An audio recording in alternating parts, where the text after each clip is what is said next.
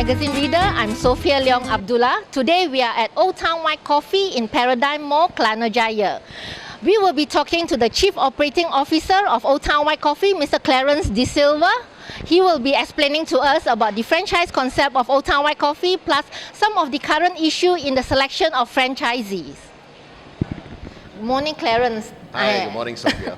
I know you're a very busy gentleman flying around expanding your brand, and it's so nice of you to actually spend time with us this morning. Thank you very much for having me. Well, generally, we want to find out more about Old Town and how you have actually expanded the brand throughout the whole of Malaysia. I understand that right now you already have got 200 plus outlets in Malaysia itself. That we do. As of today, 1st of July, basically we have 204 shops in operations in Malaysia. Wow, okay. Yeah, we also have 8 shops in Singapore. I see. Another 11 in Indonesia, and of course 4 in China. Oh, so, all right. well, the brand right. has actually grown quite rapidly over the last couple of years. As you know, Sophia, I think the Old Town White Coffee first started in Malaysia in 2005. And over the last 7-8 years, we have actually grown quite rapidly. Yeah. I think you have also given a lot of other brands inspiration, to come up with their own brands, and it's quite a strong or stiff competition out there for you. How do you actually manage to be, ahead of them and always on top of the competition? That's actually quite interesting. I think you're right in saying that we have been inspiring a lot of similar concepts to actually come into the market itself. But as they say, competition always, we thrive on competition, and competition basically creates innovation and improvements. So while we actually welcome a lot of competition who has actually kept us on our toes, we try and keep ahead of the market. Well, we are the market leader as far as our category is concerned. I have to agree with you on that. Yes, so right. it does help us because as the market leader, we have been able to keep ahead of our competitors by primarily focusing on what we do best, basically the white coffee itself. In as much as there are similar concepts that come out with products which are similar to us, but you must probably admit the fact that we are the only ones that have a white coffee to actually to be proud carry of. through. That's To be your proud pride. of. Yes, yes, you're right. Okay, that's good.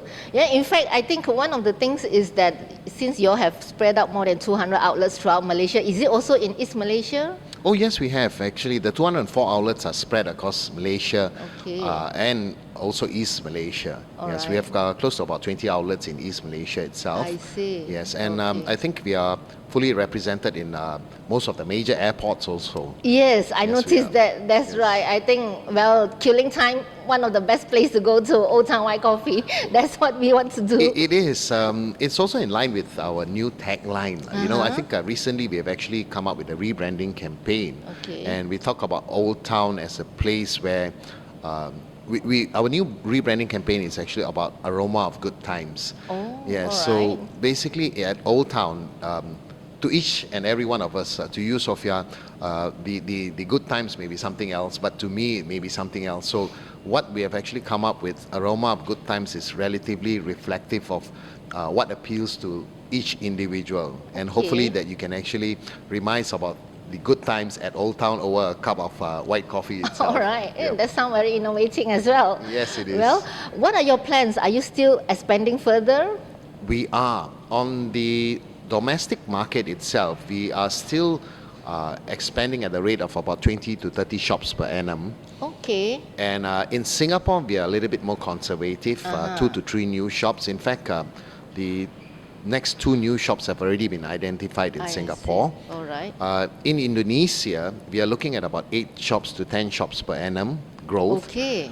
In fact, we are also moving out of Jakarta, and we will be opening our first new shop at the Medan Airport in Sumatra.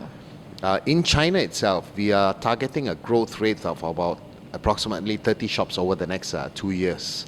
Fantastic. So it's quite an aggressive, but in China, our key focus area is towards the province of Guangdong and Macau. On the southern part of China currently. I see. Yes. All right. Wow, looking at the numbers that you're trying to achieve, I think there's a lot of potential for a lot of, entrepreneur getting a chance to work with this big brand. That's absolutely true.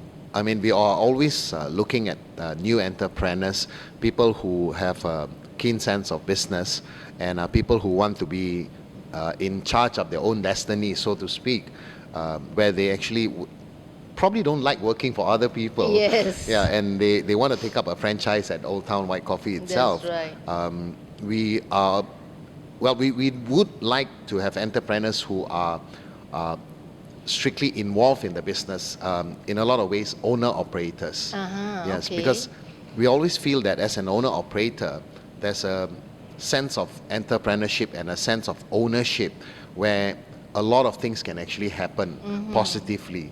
Yeah. When you're an owner operator. I'm That's sure right. you, It's would true. you like to actually take an Old Town White Coffee franchise? Well, let me keep that in mind. Once I am thinking about retirement, maybe.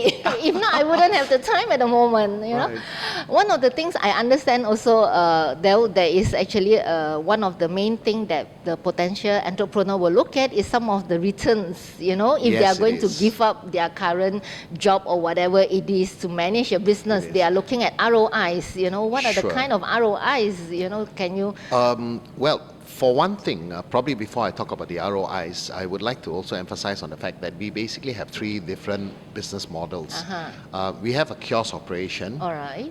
where the capital expenditure ranges anywhere from about 300,000 to 400,000 ringgit. Okay. Then we have our generic shops as the one that we are in today. Depending on the store sizes, it ranges anywhere between 800,000 to probably close to about 1 million ringgit. Then you have the signature shops, which are a little bit of an upmarket shop, where the setup costs could range anywhere between 1 to about 1.2 million. All right. So there are three different business models. Now, in terms of the kiosk operations, we normally target our return of investment to be anywhere between 18 to 24 months. Oh, all Okay? right. Because the That's kiosk interesting. operations normally is on a shorter term lease, so we would expect the owner of the business to actually have a capital recovery between 18 to 24 Okay. months. Will the kiosk concept also have a sitting area? It depends. We customers? do have, even within the kiosk model itself, we have a couple of different sub-models. Okay. Yes, we have a kiosk that actually has cooking facilities. Oh. We have a kiosk that's strictly catering for takeaways where there's no I cooking see. facilities. All right. Okay. And then there's a kiosk with seatings. One of our most successful kiosks currently is actually at KLCC. Okay. All right. We are actually located in the food court itself. So Okay. in a way, the kiosk itself actually has an abundance of seatings. I mean, Yeah. because It's like it's in a food court, mutual right? seating for the whole. Yeah. Right. So the generic shops itself, we project a return of investment anywhere between 24 to 36 months. But as you know, Sophia, it's really about the top line of sales. Okay, Yes. obviously, if we hit a good top line, the return of investments will come in much quicker. Okay.